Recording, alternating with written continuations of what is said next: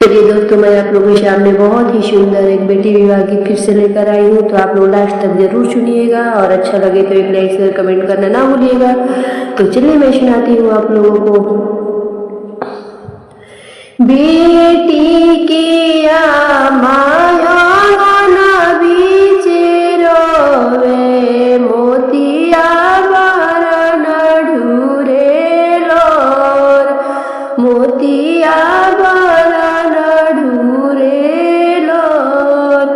अपनी बिटिया के घियो दूध पलानी रखनी नैनवा के बीच रखनी नैनवा के बीच। जेही दीने बेटी मोरे हुई है पराई कौना विधि राखब प्राण कौना विधि राखब प्राण। इतना वचन सुनी बोलेली बेटी इतना वचन सुनी बोलेली बेटी। सुना मैया मोरी एक बात सुना मैया मोरी एक बात के मोरे आमा होई हन जई हन के लीहे सुधिया हमार के लीहे सुधिया हमार।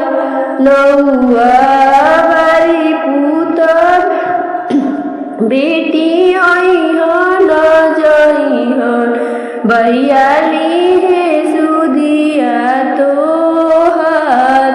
राम रसुया बैठी भाभी सोहागी ननद रजलिए खाड़ के मोरे भाभी हो अइहन जइहन के लीहे सुधिया हमार।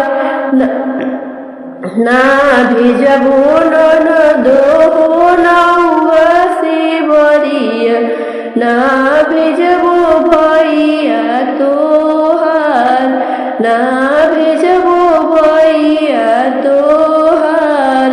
रोवत बेटी हो अम्मा के पुकारे सुनया माँ भाभी के आवाज सुनया माँ भाभी के आवाज।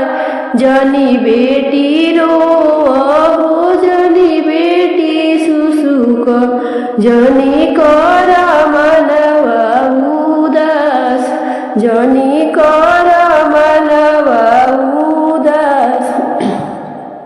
हम भेजबो बेटी हो नौआ से बरिया संगवा